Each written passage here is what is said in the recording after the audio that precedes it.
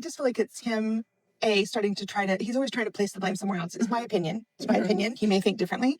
But the kids, he's still very estranged from his children, which is a very hard thing, I think. But they have these things, I don't know if you've heard of them, but you put them up to your ear and you can actually talk to people. Oh, it's like this now. And yeah, they can. And they all have You can also write little messages to them. You can on these devices that you can hold here or here. The book begins with a massive shock that surprised everyone, not a slight teaser.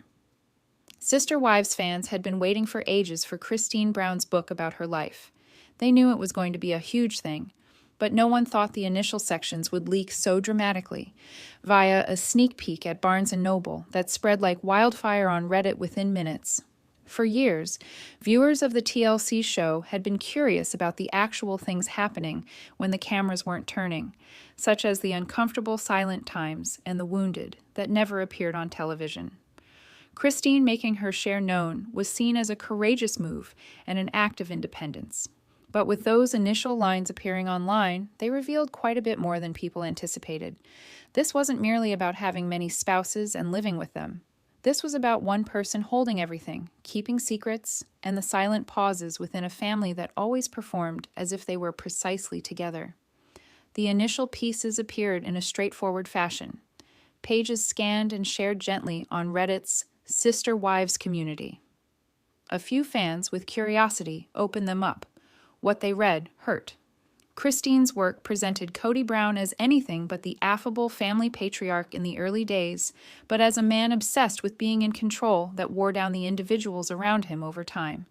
She spoke of feeling isolated for years, as though she wasn't part of her own relationship, and watching her children receive less love and attention simply because they weren't Robyn's. Within a matter of hours, photos of the pages circulated on social media.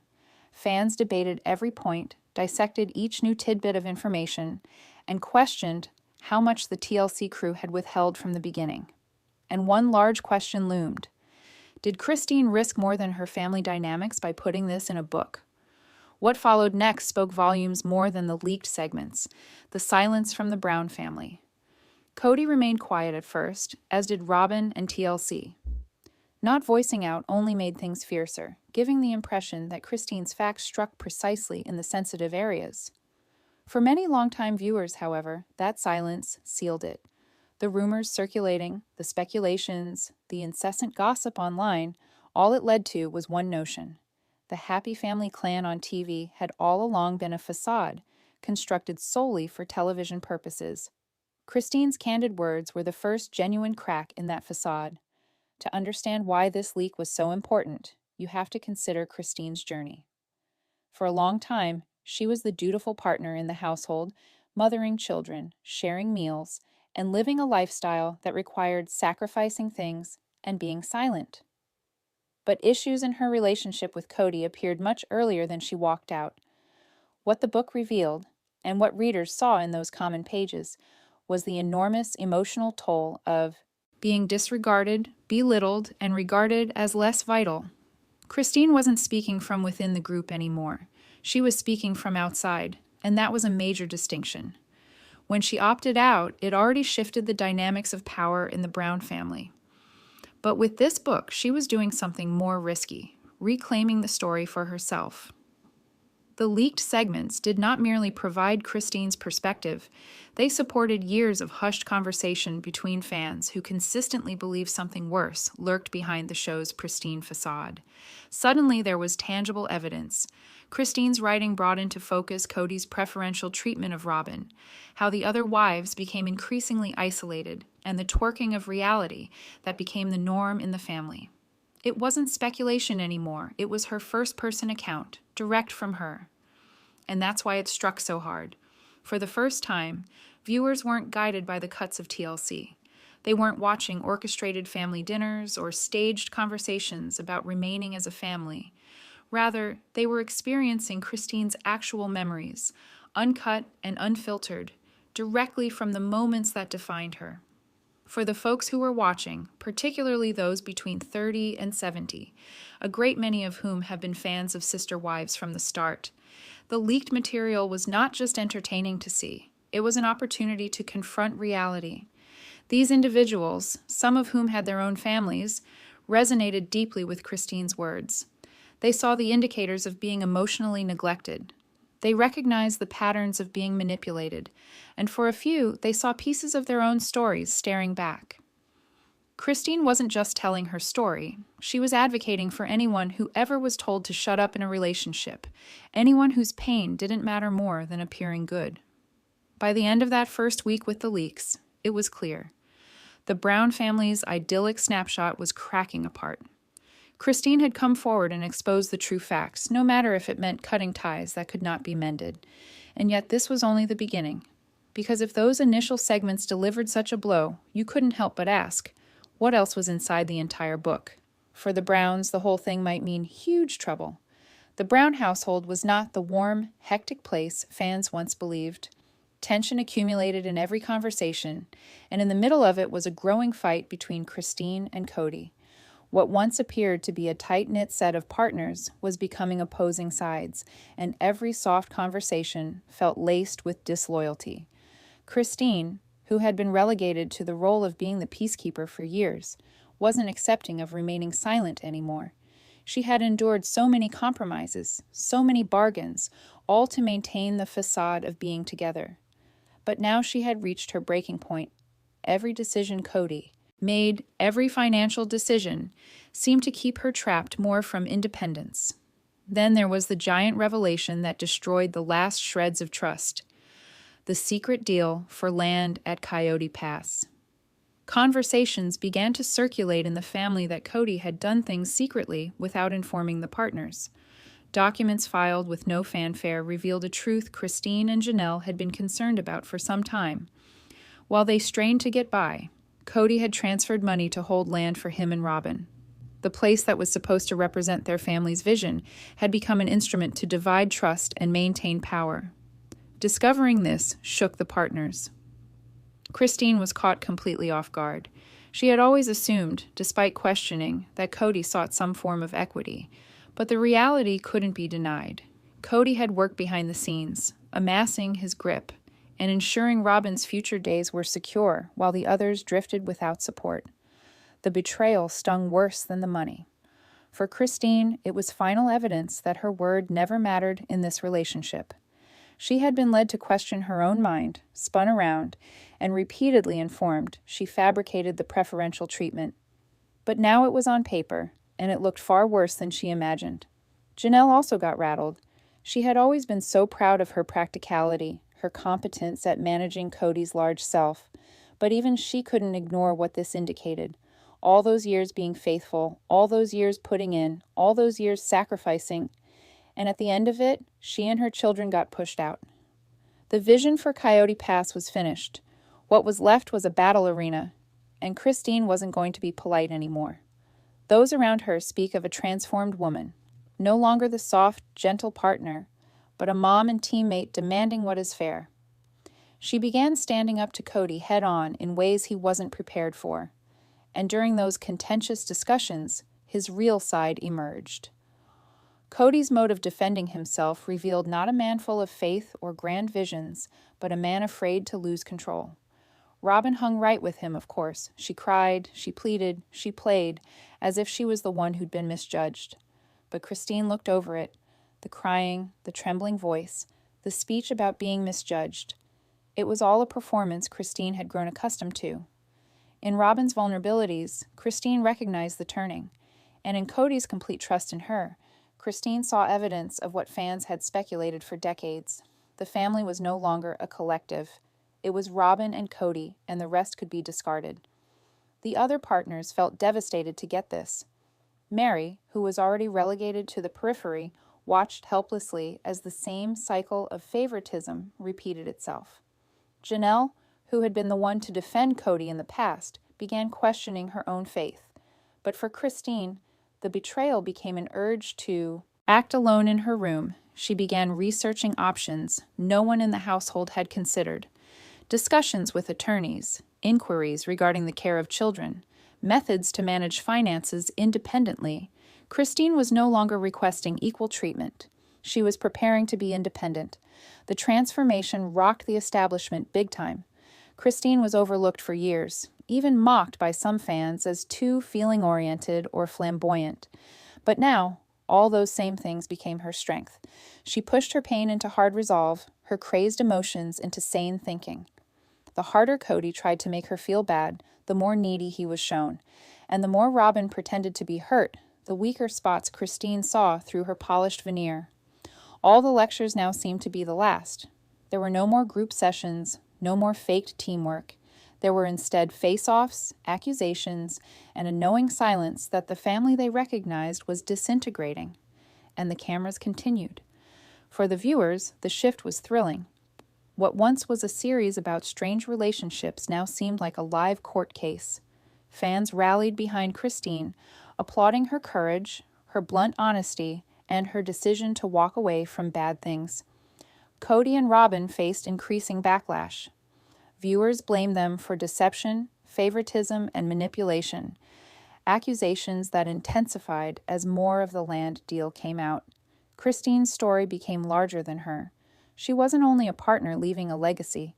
She represented every woman who had been told to shut up, every mom who had been dismissed, every teammate who had been made to question their own mind. But standing for that was risky. Christine knew opposing Kody was more than breaking up. It was opposing the entire narrative TLC had constructed about them. It meant confronting years of games of the mind based on what they believed.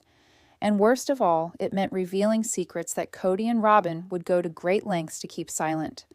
The Brown family was no longer whole. It was broken, divided into factions, all of them struggling to survive. Christine, who had been considered less, had become the greatest threat to Kody's control. And the more loudly words of court moves and money realities were spoken, there was one thing that was certain. Christine's resistance was only beginning. The cracks were no longer concealed. They were spreading like lines, cleaving under the Brown family's respectable facade. And for those who were being closely watched, it was not just a matter of a bond disintegrating. It was the gradual pulling apart of years of trust, distortion, and concessions. Christine had reached her limit. Years of playing the dutiful wife had collided with harsh realities. Her happiness had been surrendered incrementally to Kody's large self and Robyn's victories. She wasn't merely walking away from a man. She was walking away from a system that demanded rules to be followed while offering only pain. The children noticed it too. For so long, they had watched their mom bite back tears, suppress letdowns, and put on a face when Kody arrived. But now they witnessed a woman transforming, a woman reclaiming her voice. And in that transformation, the children discovered their own courage. Kody, meanwhile, was unraveling. His anger turned to neediness, and his neediness to angry tirades. He would pound his fist onto the table in difficult conversations. He would pace back and forth, his words becoming blames. He complained that Christine was selfish. He complained that she didn't value things. He complained that she was destroying the family, but actually, the family was already destroyed. What Christine chose to do was simply to confess it. Janelle, once the calm and steady partner, started saying out loud what others feared to voice. She told Christine that going wasn't disloyal. It was making it through. She told her that the years of give-ups were plenty. And in those soft talks, Christine felt less by herself, less like the bad one Kody made her out to be.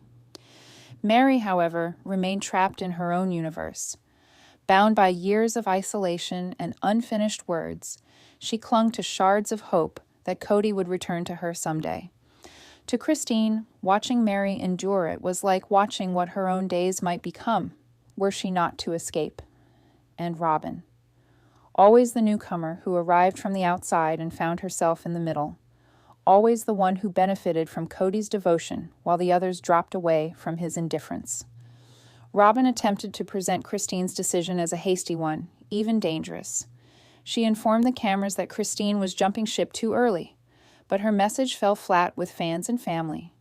Because what Robyn feared most wasn't Christine leaving. It was the shift in who was in charge that Christine's departure revealed. Christine wasn't leaving quietly. She was leaving with dignity for herself, head held high, and children in tow. and she was leaving in a manner that illustrated the lopsided grip of power that had characterized the Brown household for far too long. In one of the most memorable talks, Christine finally uttered the truths that had accumulated over years. She spoke directly to Kody and told him straight. She no longer trusted the connection. She didn't see days to come where her desires were neglected, where her nurturing was received like it could be discarded, and where her worth was judged exclusively by conformity. That was not a statement. That was the final move to put an end to it. The repercussions ran across the entire family. Kody hurried to frame the narrative, indicating Christine was going against not only him, but also their beliefs and vows. He informed whoever would listen that she was going against their common way. But the reality was simple, harsh, and difficult to combat. Christine was going against him. Fans watched in shock as the look of togetherness disintegrated at that very moment. They watched Christine packing things into boxes, stacking them up, and driving away from the life she once cherished more than anything else. The photographs were graphic, a woman escaping from an environment that had become unsafe a long time ago. And for Kody, losing her hurt bad, not out of care, but out of giving up his say. Losing Christine meant losing his place at the top. It meant losing a narrative he clung to for years, that he headed a strong, tight family. With Christine gone, that narrative shattered, leaving only the tough facts for all to witness. Robyn sobbed in front of the cameras, claiming that the purpose of group marriage was disintegrating before their eyes. To Christine, however, the sobbing meant nothing. She had cried enough herself, and now she was ready to move on without them. What came next was a turning point, not only for Christine, but for themselves, the entire sister-wives saga. Because when one of them left, the others had to answer the hardest question. If Christine could escape, why not them? The domino effect began. Christine's departure wasn't the close. It was the beginning of having to face facts that would strike each corner of the Brown household. And for the first time, Kody stood alone, staring as the arrangement he created began to fall apart, piece by piece, partner by partner. And still, despite the chaos, he wouldn't take responsibility for it. The arrangement was prepared for the largest blow-up yet. As the trouble at Coyote Pass worsened, the atmosphere in the Brown family grew chillier by the day. The land, once a symbol of togetherness, had become the place for betrayal, power grabs, and clandestine money shifts. By now, Christine and Janelle were beyond being duped by wishes. They witnessed the realities in clear and sharp focus. Kody and Robyn were not teammates in a shared aspiration. They were designers of a scheme constructed to transfer funds, retain possessions, and leave the remaining partners with nothing. Christine's ambition reached a place where even Kody could not help but recognize it. Once reserved, once accommodating, she became a relentless pressure. She was no longer afraid of people talking poorly anymore, no longer willing to guard Kody's expression for TLC's benefit. Rather, she spoke freely, on camera and off, of the twisting that had drained their family. Viewers, who had once felt sorry for Robyn as the one not obtained, began viewing her differently. They viewed her as the winner of the good through Kody's special provision, the one who gained at the expense of others. In sit-downs in courts to resolve issues, Christine's courage became even more razor-sharp. She demanded plain facts, money books, land documents, and documentation of every buck that got transferred to Robyn's grand residence. For years, those requests got dismissed, labeled feeling, surges or overmuch responses. But now, her persistence counted. The court system took note. Her words were documented, and with every document filed, the narrative shifted farther away from Kody's grasp. Janelle supported her, but with a gentler tone. She was pragmatic, savvy with maneuvers, less emotionally motivated than Christine, but just as wounded. Janelle had invested everything in that property. She had invested money in taxes, in work strategies, in words that never materialized. Watching Kody transfer resources to Robyn's lifestyle wasn't merely unfaithful, it was claiming what wasn't his. And now, with Christine leading the way, Janelle's voice grew louder. She supported what fans had believed for some time, that Kody never intended to create a communal family objective. His objective was Robyn, And just Robyn. Out of sight, Robyn's path evolved greatly. She had once defined herself as the one to repair fights, the one wounded by jealousy, the woman trying to keep up in a rough family. But as court documents were released and Christine's testimony was heard by the public, that image shattered. Robyn was no longer the fourth partner.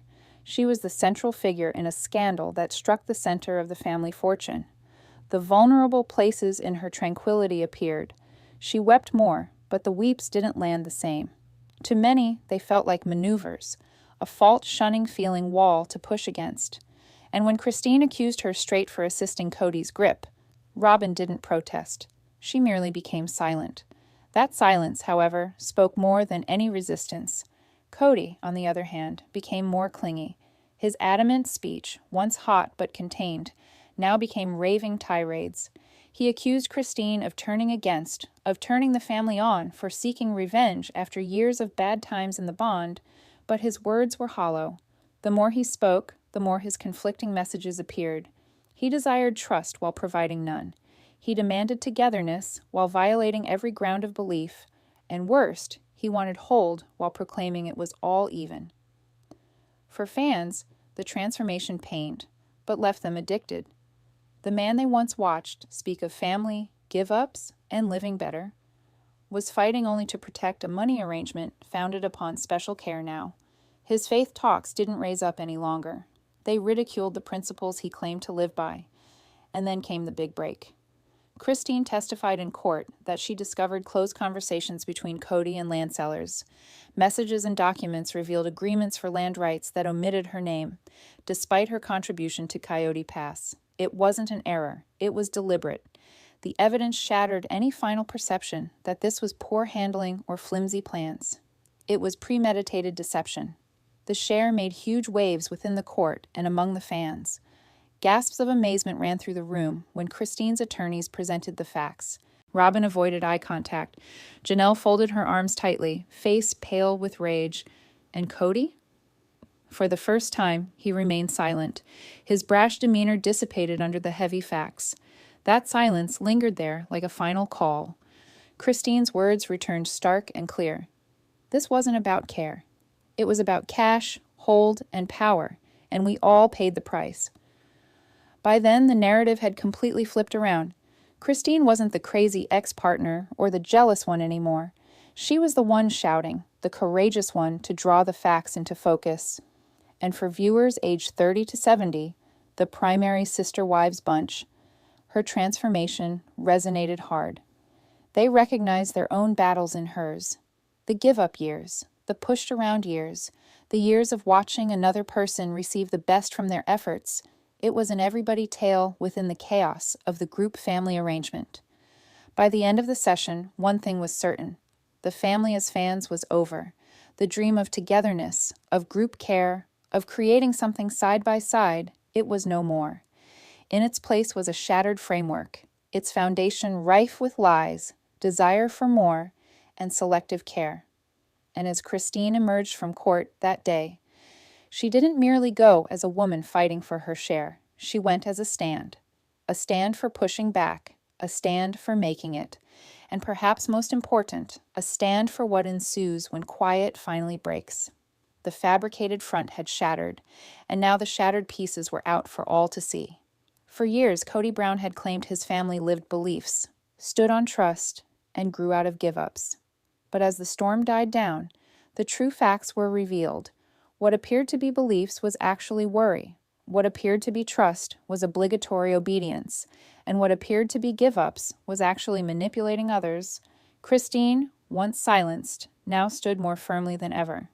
She wasn't afraid to tell her story. The weight that once held her back had become the force that thrust her forward. She spoke of Kody not as a companion or mentor, but as a guy who excelled at hold. Every rule, every marathon conversation, every decision, it had all been power. Her going had shown the weak spots in the setup he said he made. And those weak spots weren't tiny. They were big breaks, ready to drop it all. Janelle's rebellion against had dug the break deeper. She was no longer the soft teammate working numbers and providing steady words. She was a woman pushed beyond her breaking point. When she spoke of the money twisting, the words carried the weight of many years. She had invested her life, her faith, and her days ahead, only to realize much of it got shuffled, sent, and altered to assist one set of shoes, Kody and Robyn. To Janelle, the betrayal was personal and money.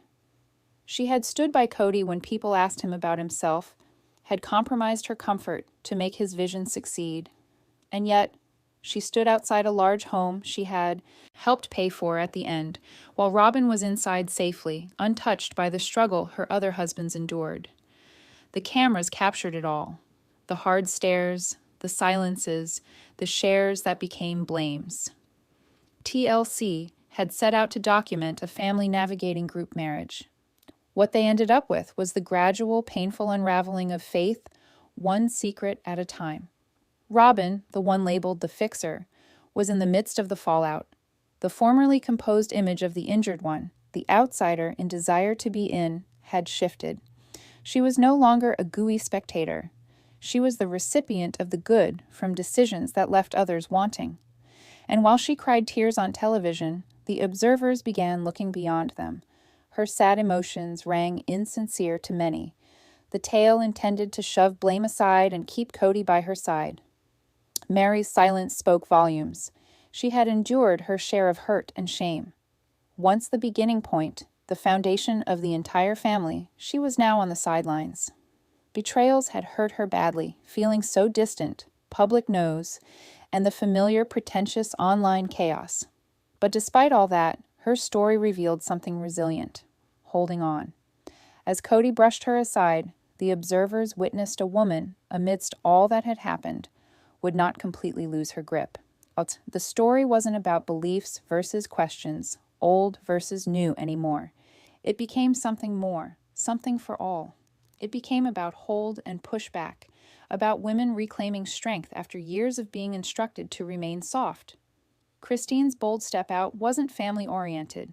It was a stand, a definite say that even after years of push, one voice could shatter a whole setup. Kody, the former drawing leader who spoke about leading, now stood isolated. His words no longer carried weight. His attempts to reclaim top rank felt desperate. In private confidences, he became the wounded one, abandoned by mates who didn't appreciate him, but reality was unmistakable. Value wasn't lost quickly. It had eroded slowly, stolen piece by piece by being all about self, special attention, and words not followed. The family that once presented itself as unique, an example of us against tough odds, had become a cautionary tale. What happens when hold replaces care? What happens when trust is demanded but never returned? What happens when the vision of many partners becomes, in reality, tough times for all but one? Audiences at home began piecing it together. Each yell, each argument, each icy stare. They weren't all show business hype. They were pieces of a larger fact. This wasn't just a family breaking up. It was revealing a structure constructed on not even. Christine stood up and found her voice. Janelle followed, demanding taking responsibility. Mary's holding on spoke louder than her silence, and Robyn clung hard to Kody, defending a place constructed on collapsing soil. The one question that lingered wasn't, what's next, but what remains? Could anything be repaired? Or was the Brown story going to conclude not with improvement, but with enduring fractures?